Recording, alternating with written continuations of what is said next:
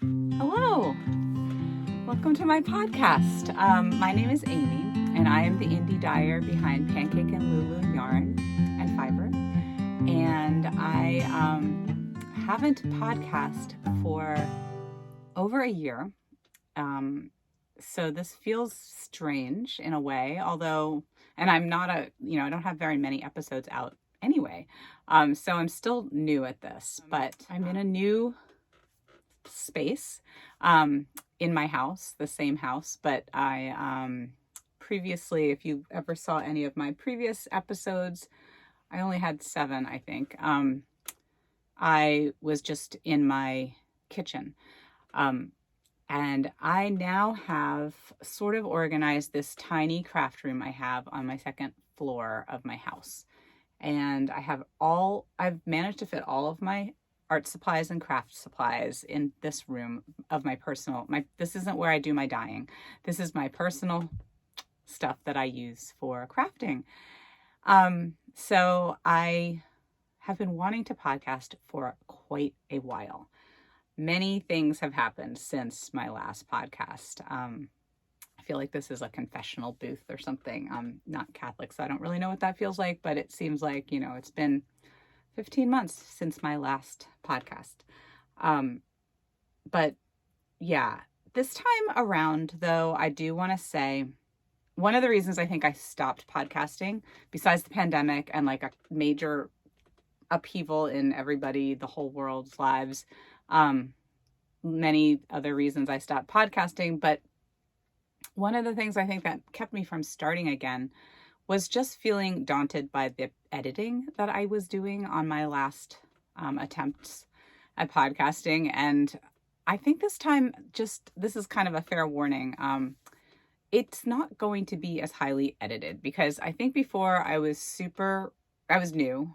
And I felt like the editing part of doing a podcast is pretty overwhelming, or was the way that I was doing it. I was trying hard to make sure that there weren't like too many awkward moments or silences or forgetting things. I know I didn't do a perfect job because I didn't even know how to use the software very well. So I was learning a lot as I was going. And this time around, I just think I want it to be a little more less edited, a little more free flowing. So it probably will have some awkward moments where I can't remember things, or maybe I would have cut them out. And I'm not saying that I'm not going to cut anything out, but so that's one thing I want to do differently this time around. Just not worry so much about the editing part of it, because I think that will help me to just be like, I'm going to just do a podcast and maybe mildly edit it, but not, heavily, or cut big parts out. I'm just also going to try to keep them shorter, because even though they weren't super long podcasts once they were edited, I think what I did was I would film like twice as much stuff and cut half of it out.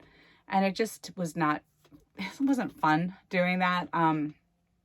It would be nicer to just put out sort of a more relaxed feeling podcast that might have some errors or whatever in it. And if you're not into that, that's absolutely fine. I just, you don't have to watch it.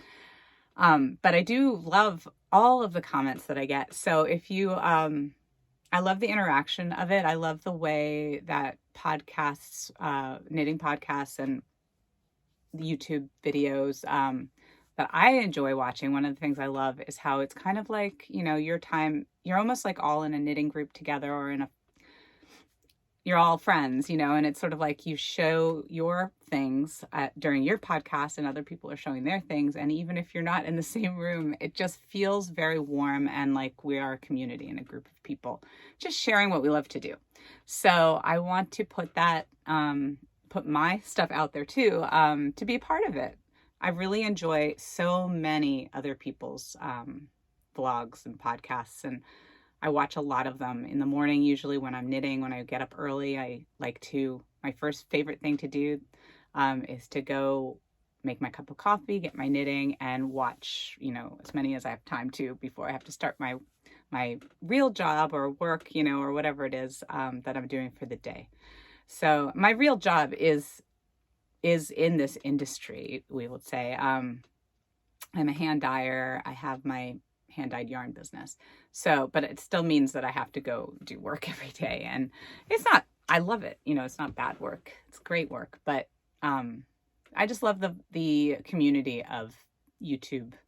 And especially, I do watch a couple other genres, I guess you'd say. Like I do watch some gardening ones as well, but mostly it's hand crafted, spinning, fiber related, definitely. Those are the ones that I really enjoy.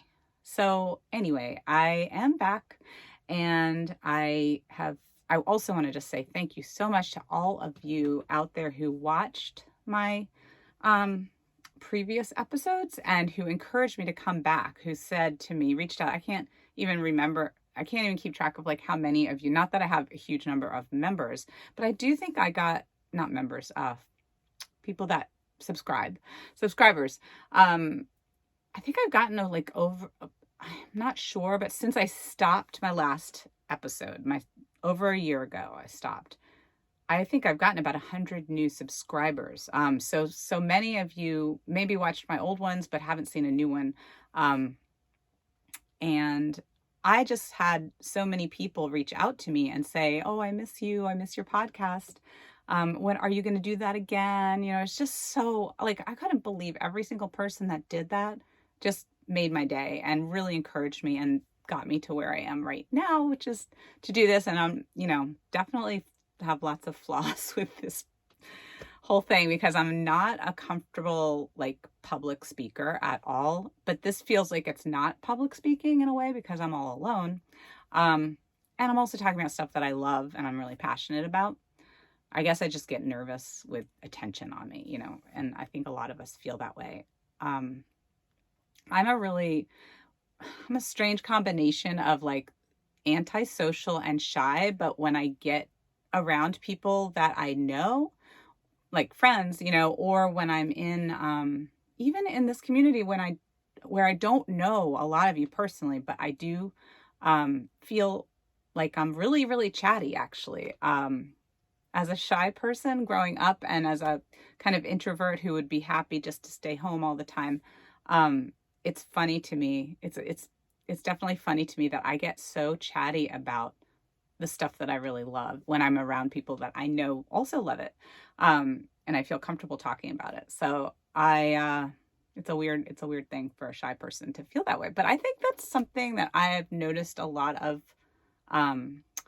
YouTube people, podcasters have noted, like I think some of us feel like we're not super comfortable like out in the public eye, like live, but we are happy to talk about the stuff that we love with you guys who also love it. So anyway, that's like a really long introduction and I don't want this to be too long. So the other thing I wanted to say about my new kind of re-entry into the world of YouTube is that instead of trying to fit everything, especially because right now I've got so much stuff to show you because it's been such a long time, I think I'm going to break it up into some different episodes. So not try to fit like the way that I did before. I would show you my whips and my finished objects, a very traditional kind of talk about my life, like all the things like in sort of segments in one episode. But I think this time I'm going to actually film a couple of shorter episodes and put them out. I don't know if I'll put them all out in this 1 week or if I'll save them or what. But I just kind of want to try to focus more on one thing in each episode, or, like for this episode, what I was thinking is knitting. I do want to show you my knitting, my works in progress. So I have a lot of works in progress right now. And so I thought it'd be fun to just focus mainly on that. And I will still talk about my life stuff probably, like as I do it, a lot of times it's related, I feel like. And then the other thing, so the other kinds of episodes I was thinking of doing is I've also been doing so much spinning, and that's like it's like a whole nother podcast worth of stuff. Especially just the spinning I've been doing for the Tour de Fleece that just ended. I just gotten really back into spinning and I'd love to just do a separate episode on that. And of course, I want to do another episode, maybe separate episode for relating to my hand dyeing and my business and all the things that are coming up. If you are one of my customers, or if you want to see what I do in my work, if you're just curious, I think I'll do a separate episode on that. And with that said, I do want to just mention about my business. I will be selling live at Indie Untangled, which is still, tickets right now are still available, I believe. I'm not involved in the ticket sales. You do that through the Indie Untangled website, which I will definitely put all the information in the box below here in the description of the video, of this video. See, these are the things I might cut out later, but I don't think I'm going to do that this time. So this is going to be kind of, okay. We're just going to be like, free, like we're just talking. And anyway, what I was saying is, so that is the date for that is October 15th. It's a live it's kind of the kickoff to the hybrid event, which is I think it might be 10 days. I'm not sure. It starts the 15th. I think it ends the 24th. So that's all virtual, and I will be part of that as well. But I'm super excited to go this fall to Rhinebeck. So the day before Rhinebeck Sheep and Wool is Indie Untangled. And if you are in the area at all and you'd like to go, there are tickets still available as far as I know, as of this recording. They always have sold out. It's a new venue this year it's outdoors, but it's in like I'm not sure if it's a barn or like, it's at a horse and equine center of some sort. So I haven't sold there before. I have sold at Indie Untangled 2 years ago, the last Indie Untangled, where it was in a different space than it is going to be in now. So this may be bigger. I really don't know. We'll just see when we get there. But I would love to meet you if you are going. If you do get tickets and go, please, of course, come introduce yourself. And I would just love to meet you in person. So let's do that. In addition, if you're not going to that, I will be selling at the virtual event too, which you can find out all about that on the Indie Untangled website. But I'm going to have some special things that will be, I think, exclusive to Indie Untangled, but at the same time, I'm going to have a lot in my shop for everybody. So if you're not interested in Indie Untangled, the virtual or the live, that's okay. I will still be having a lot of special things in the fall that you can see. And I'll talk about that. I'll talk about all of this probably more down the line as I start to prep for that, and when I do more of a kind of a shop update type of video for you guys. If I do that. I feel like I'm just trying this again, and I don't know if I can promise that I will be doing lots of YouTube episodes. I don't know what it is. I have to kind of gear myself up to do it. But if you like them, please let me know, because I do think that's been very helpful to get the feedback and to make a connection with you guys. So please leave a comment. I love it. I will definitely respond, and maybe this can be the beginning of another a re-entry into the world of podcasting. So with that said, that was a pretty long entry to this episode, which I want to focus on the whips that I've been doing. So let's get to some knitting. What should I do first? I feel like I have maybe 7 different projects to show you right now. I'm drinking Bubbly Bounce. Not sponsored, but I do drink a lot of Bubbly Bounce recently because it's nice and cold and has no, it's just sparkling water. The Bounce has a little bit of caffeine in it, but it's less than coffee or tea. It's mango passion fruit, and it's really good. It's just sparkling water with that flavor. I have to drink while I talk because it's warm and dry. So let me show you some. I'm not actually wearing, I will talk about this baby because this is one of my last finished objects. So I'll just start with that because I'm not wearing a sweater or a shawl today because it is hot, and I normally I like to wear one when I do the podcast, and I love to see what people are wearing. So I will talk about this. This is the Harley sweater. It was part of the Knit Collage spring knit along. And I'm gonna have to write down the name. I forget the name of the designer the top of my head. I will put that in the box below. The pattern is only available if you're a part of the Knit Collage Knit Along. It will be available. I believe they release them a year after the Knit Along as a standalone pattern. This pattern was so much fun to do, and I did it in a lot of my Handspun. I think I did use some Knit Collage as well. This is Daisy Chain, which is beautiful. That's my favorite Knit Collage yarn. But I did all these different Handspuns. And I even made my own fabric yarn, which sometime I will show you is really, really, actually really simple. And I used, I don't know if there's any of the Knit Collage, but I kind of based it off of the Knit Collage. I think it's called Wildflower Yarn, which is just a fabric.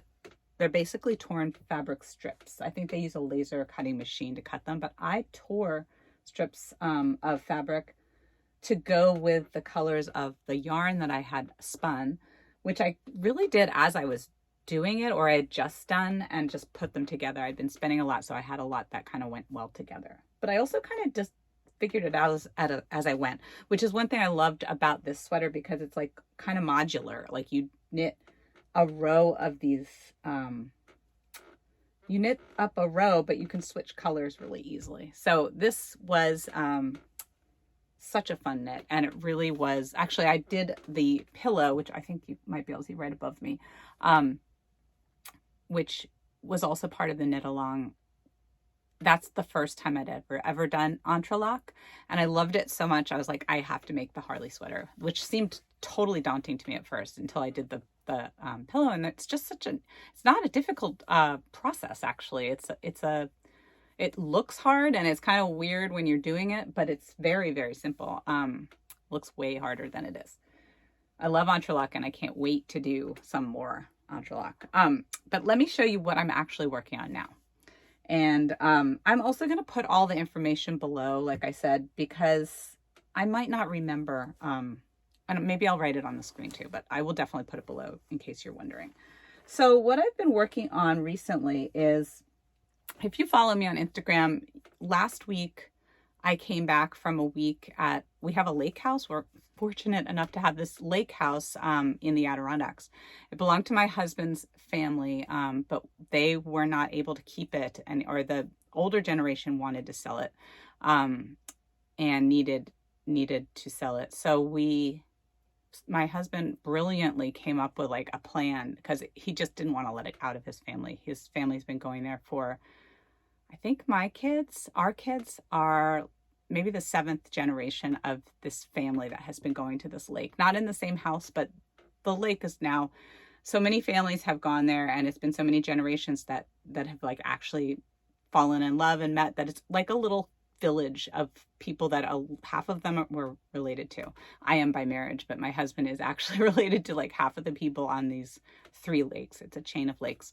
And it's so amazing, because it's like you feel like you are in a little, what must have been like in a tiny village in Europe when people just didn't go very far and they married their neighbors or whatever. And everybody ends up, not everybody's related, but it's like there are a lot of family members up there now, and cousins and second cousins and third cousins. And it's just amazing. It's a really cool house. Anyway, up there, I keep talking about stuff that's not knitting. I guess I just have so much to share. While I was up there though, I did bring some special projects. It's in the Adirondacks, and I bought this adorable bag from Cottontail Farms, and I will link it. This is actually what really sold me. This style bag is so cool because it has this inner section with a drawstring, so it can become really, really big.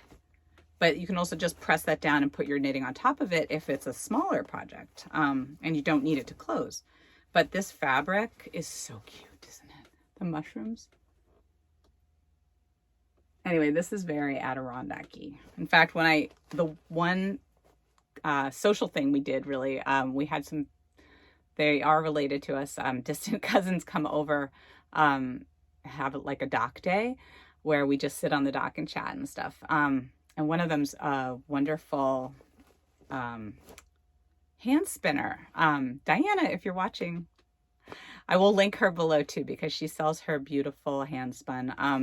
And it was actually Tabby, her sister, said, loved this bag. And that was like, I got this bag just for the Adirondacks because it's so Adirondack-y.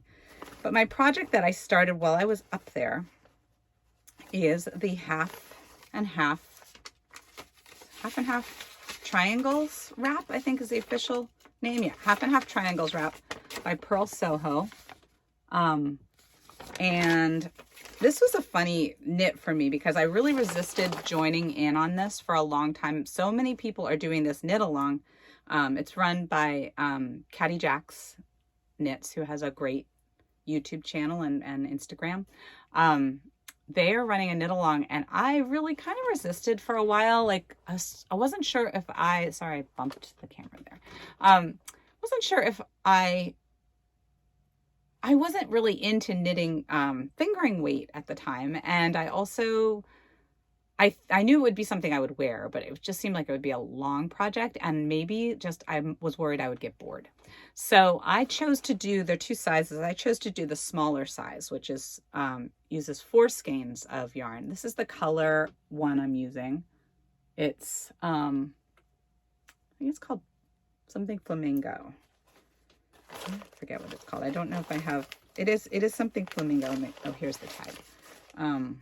The yarn is linen quill, which that's one of the reasons why I actually ended up joining, because just so many people were like, oh, linen quill. It's such a cool yarn. It's such a beautiful yarn. And I was really curious. And then Pearl Soho put it on sale, and I was like, okay, that's it. I'm going to join. So I ended up joining and saving it. Well, it came right before we went up there. So I was like, this will be a great vacation dock project, just to sit and knit. And it is it's repetitive, but it's sort of, it's great for social things because you don't have to pay any attention at all. Anyway, it is called Bright Flamingo, this colorway, I believe. One thing I did though is I made a little mistake, not in the knitting, but I think in the color choice that I was doing. I didn't realize how this is knit, and it uses short rows, which I didn't pay very much attention to when people were talking about it. And I didn't realize that fully, what that meant. So it's a triangle wrap. There isn't a picture of the finished wrap just spread out. So I also wasn't sure. I actually ordered 2 different colors for the second color. What color is like the second triangle? And I don't think that's going to work because of the way that this is done. I was thinking I could do just like half the triangle, the first part of the triangle, one color, and then sort of color block the second part. The other 2 colors I ordered are Salt and Pepper. Oops. And I think this one's called just Charcoal, Kettle Black. It's a really pretty one. I thought all these colors would look really pretty together because, well, I thought it was a little bit fall-ish with the black and the gray. And then this is it's a pinky. It's like between a pink and an orange. It's a really beautiful color. It's actually a lot like the color I dye called Tang. But what I love about linen quill is that you can see the linen in there that doesn't take the color. So it's really, I don't know if that was out of focus. It's really cool because it's kind of has a marled effect because of that. Then, and I really love this color with it, the Salt and Pepper, which I didn't realize when I ordered it that it was going to be this really 2-tone. It's like two strands twisted together, 2 different colors. It's hard to tell on the website that it was like that. I didn't know, but I really love it. But now I'm thinking, because of the way that now I'm seeing that it's knit up with the short rows, it's like you go partway across the row and then you turn it. So I'm not sure if that will look good. I wish I could know before I do it. What I decided I'm going to do is I'm just going to knit. It's very slow going for me because it is on fingering weight yarn, and I haven't, I haven't been working on it that long, but I have a lot of projects going too. The idea is to finish it before Rhinebeck because there's a meetup, which I definitely want to be part of. That's the other thing. I was like, I don't want to miss out on that. Like, that would be fun to see everybody wearing their different combinations because they make linen quill in so many colors. So it will be fun to see what colors people choose. I know that I'm going to do this pink flamingo for the first half. The second part, I know I want to do this color, salt and pepper. I may end up buying another skein of this and just saving that black that I got for something else, because I think just the way that it's knit now that I've started, I understand it. I think that'll look better. But I am sort of curious to see if anybody knows of anyone that's knit this project using like more than one color in any of the triangles. I'd really like to see how they did it, because I'd like to see what it would look like with the color blocking idea, but still you have to do the short rows. So okay, this is already getting longer than I thought. Oh, the other project that I was doing in the, such a cute project, in the, at the lake house. And I put these, actually I haven't put the half and half wrap away completely since I've gotten home. And I'm going back, I should say, I'm going back to the lake in a week. So I will, and I'm going for 2 weeks. So I will be able to work on these two projects there. I thought that would be fun. This is the Firefly by Lalylala, I think is the name. It's like, it's the cutest company. It's Lalylala. This is the little slogan. If you can see, I think, I don't know if it's focused. Sorry about that if it didn't. I ordered the kits. She lives in Germany, and I've actually followed her for many years. She has beautiful crochet, and I'm not good at crochet. Like, I've just never learned a lot of crochet. Usually it's in relation to knitting somehow, like the border or something like that, which I can manage. Not anything complicated, but this is what I've done so far of the Firefly. I've actually completed the whole body and this hat. It's actually a hat that comes off, but I kind of like to leave it on. This is actually going to be a gift from my nephew, and I have another kit of a butterfly. I think she's a butterfly, maybe a moth, for my niece. They're twins, and they just turned, these are going to be late birthday presents. They just turned 6, I think. Gosh. Anyway, I have to do the wings. Here's a little wing sweater. It's like a little sweater that goes on with the wings, and then you could take it on and off, and I just thought that'd be so cute. And I loved these bags that she sells as part of the kit, to keep the project in, but then to give it to them as a gift, I think would be so cute. So that I just thought would be fun, and it would be a great way for me to learn more about crochet with these projects, because she gives very good instructions. And I've also actually gone to the internet to look up certain things about crochet and just try to really do it like as perfectly as I can, because in the past I think I've just really fudged crochet. Like, I just kind of like, I've done very basic things, but this is a little more complicated, some of the things, and learning some of the techniques for these amigurumi. I can't say that word very well, so I apologize. But anyway, oh, this is in a really cute bag I have. Actually, I put it all in this because it was more comfortable than using, actually I have things separated in here like the phone. This is by Bookhou bag, which is a wonderful, she's Canadian, and she has a wonderful, just love all of her things. She prints these, this fabric.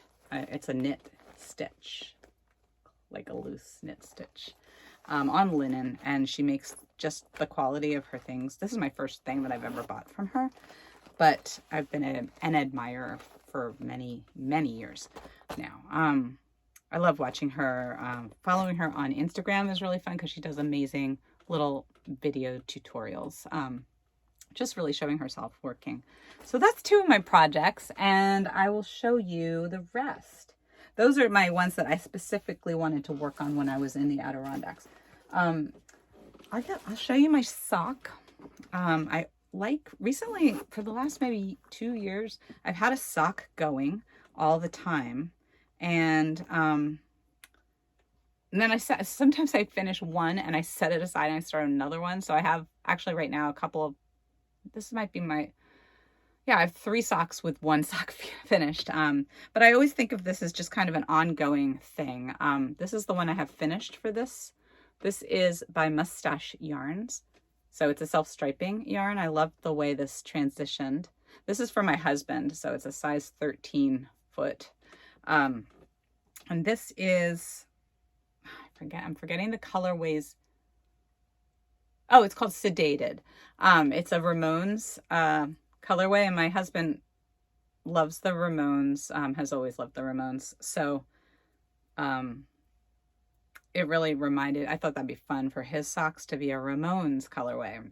She has a series of summer, it's like the summer tour. I think it's called like the summer band tour or something like that. I'm sorry if I'm butchering that.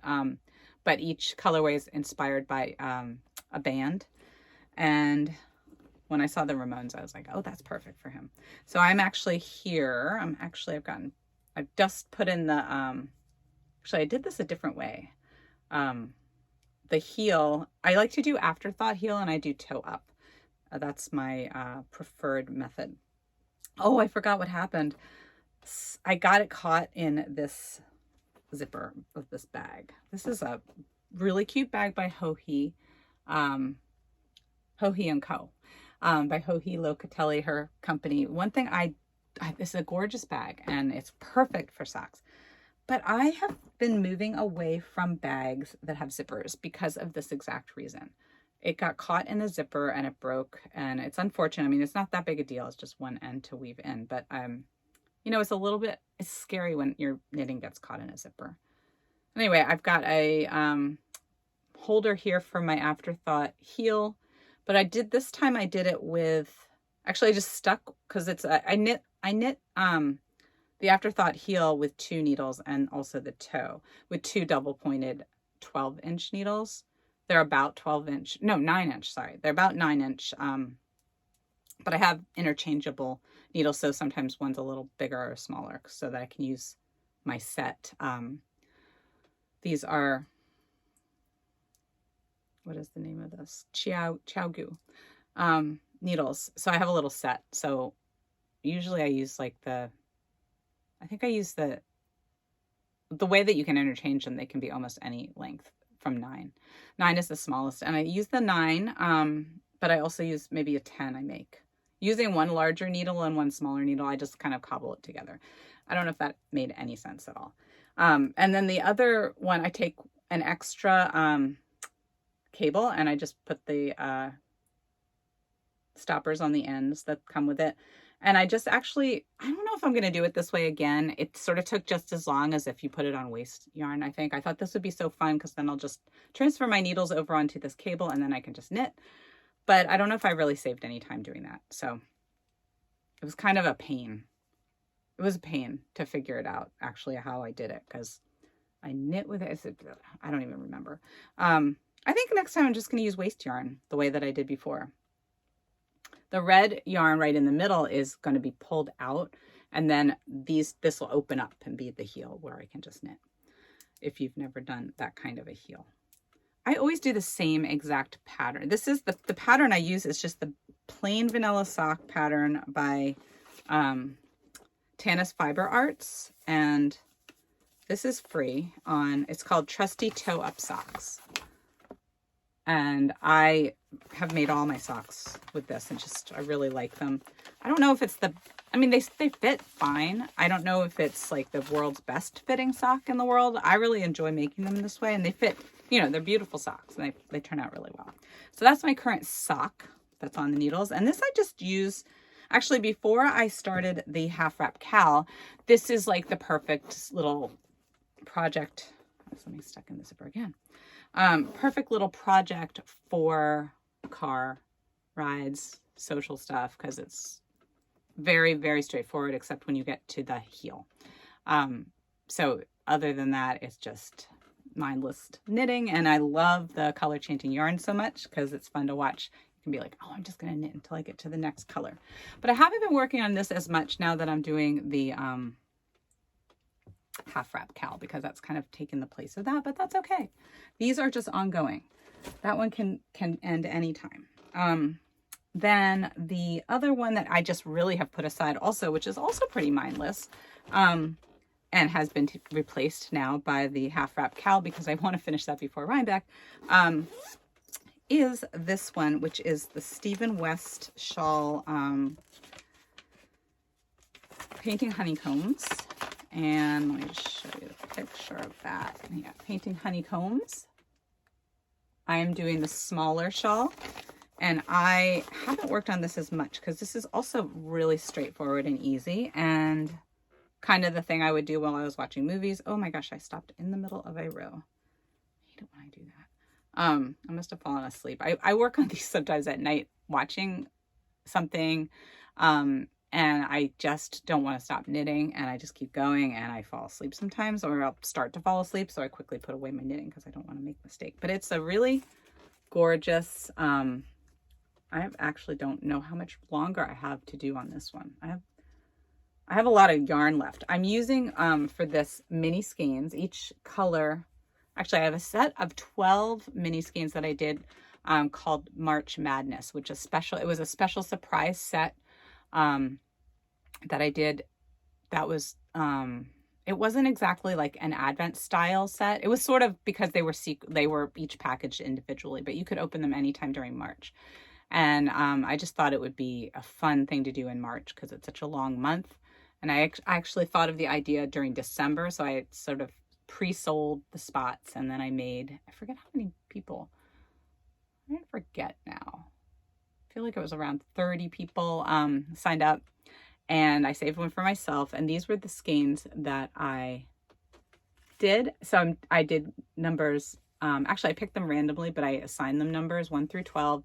And then I just repeated them backwards. So these two are the same. So then I went 12, 11, and I'm going down, and then I did that again here.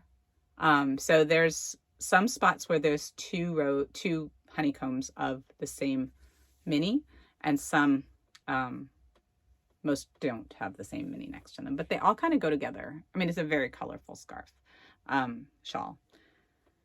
And it's a triangle that just gets wider and wider. So, I still have a lot left. Oh, there's somebody who just came to our house.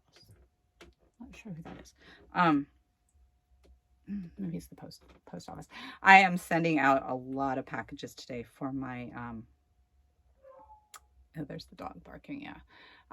For the August clubs are going out today. So I've like out there so many packages. So I love that they can come pick them up when they're that many. Anyway, that one I have also kind of set aside for now because I don't really have a deadline for that. It's been super fun working on that. That is really easy, and very easy pattern to memorize. And also, again, it looks hard. You know, it looks more complicated than it is. But the honeycomb pattern is a mosaic knitting pattern, which I love mosaic knitting because it's a lot of fun to be able to use what looks like more than one color in the row, but not have to deal with that. You know, it's fun to carry those stitches. If you've never done mosaic, you should try it. It's really not hard. Also, okay, 2 more to show you. One more is, or the second to last, I think 2 more. This is another ongoing project that is a year-long project that I am doing. Each month I have a moon yarn. So I do a yarn based on the full moon of each month. And I started it in January, and I really didn't, it was like suddenly I got this idea in the beginning of January, and I just quickly decided I'm just going to put up a listing for this and see if anyone's interested. And I have a lot of people that order every month the yarn that goes with the moon of the full moon of the month. And the first moon, I think it was called Wolf Moon was the first one. So each month I learn a little bit about what the name means, where it comes from, alternative names, and I put up a little blurb on Instagram about the moon of the month, the actual full moon, and then I use the names that they're called as kind of inspiration for the colors. but nobody knows what the colors are until they see my mood board that I create. So this month's moon is, I'm about to dye it today, actually.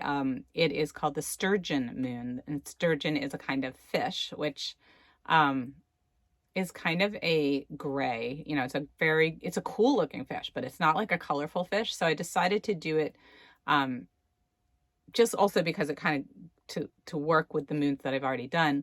Kind of a gray and has like a purplish vibe to the mood board. I'll put a picture of the mood board up here now so you can see. I'll try to remember to do that. I'm not going to edit a lot though.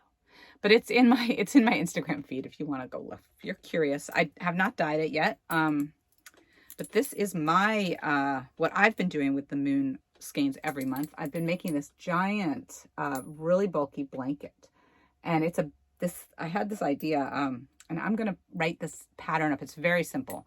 It's a pie circle, giant pie circle. And a pie circle is has a specific kind of mathematical, it's not really pi 3.14, but it's called a pie circle. I forget who named it. It could have been like Elizabeth Zimmerman or someone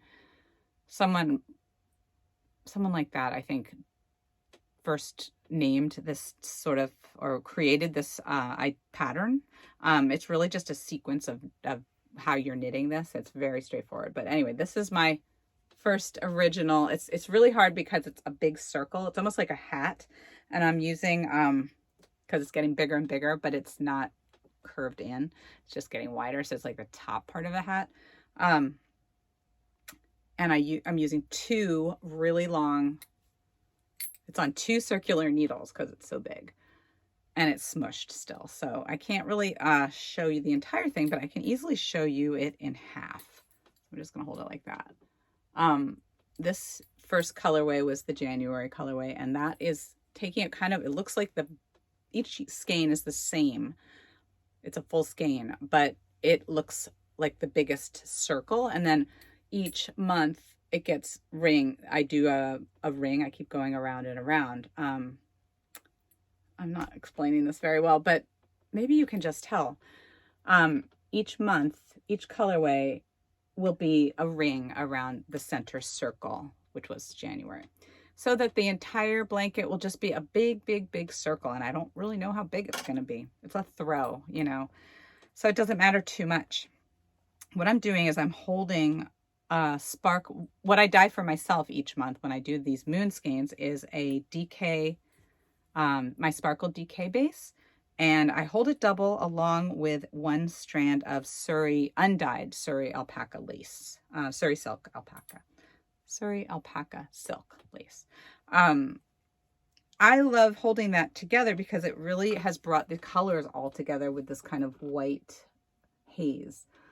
So all the colors look really nice together, even if they might not seem like they kind of blend because of this Surrey that's like this nice kind of wash of like a white wash over the entire thing, a light white wash. And it's also so soft, so soft. Surrey silk is just the most lovely fluffy and soft yarn, much softer than mohair, but sort of similar in the way that you can hold it together with other yarns because it's thin. Anyway, this is super warm and it's going to be so pretty. And you know, obviously you'll see it on Instagram anyway. And if I continue to do the podcast, you will see it someday, but not until next January, because this is going to have all 12 months in here. I still have to, this was, the July was this last one, which is kind of a very pretty blue. And I am about to dye the next one for August, which will be a little bit purpley and gray. So that is my moon throw. Also not a high pressure one. It's very quick to knit. I actually can knit each month's skein because it's so bulky the way I'm holding it double. I don't know if I said that. I'm holding the DK Sparkle double with one strand of the Surrey silk. So it's actually really bulky. I forget what size needles these are. They look like 10.5, maybe 11. And I can knit that section up in just a few days, really. And it's the kind of thing you want to knit, like you can't carry that around very easily because it's gotten so big. So I sit, you know, and I knit, especially if it's like, what was it? The other night it was kind of chilly. I forget why. Maybe we were in the Adirondacks. I did bring it up there. And it was kind of chilly. And so I had that at night. It's so nice when it's kind of chilly to have that on your lap because it's a really nice blanket. All right. Now this is actually a lot longer than I meant to record. I will show you my last one quickly, but actually I think I'm going to do another episode with just all about Knit Collage because I am super excited about Knit Collage with using that with my Handspun. I just joined the Creative Knitters Club, which is a special club that you can join for a fee, but it seems like, to me, it seems like totally worth it because, well, there's certain perks, but I think their club is now closed and I don't know if they're going to have one. Maybe in 6 months you can join again. But I'm going to do a whole episode about Knit Collage because I've made so many Knit Collage things recently with my Handspun. It's so perfect for Handspun. This is my latest thing that I'm almost finished, and it's so unruly right now, but it's the Flower Power Cardigan. Oh, that's too close. This is one sleeve. The way this is constructed is really, really cool. It's all one piece. It's a little bit big for being one piece, and it's also like a blanket. It feels like a blanket because it's so big right now. I'm just going to try to show you. This is one sleeve. Then I just finished the, I'm just going to let go of that sleeve. This is the front. It's a cardigan, so it's actually really, this is the second sleeve right here that I'm working on. This is the other flower. They're two big flowers. Kind of did an inverse thing with blue petals and then kind of this. This is my robin's egg colorway. So I dyed a lot of this yarn and I dyed a lot of this it's merino wool roving, and I spun a lot of it during Tour de Fleece. So this is kind of my Tour de Fleece sweater. It's almost finished. This is the last bit. It's so hard to show this.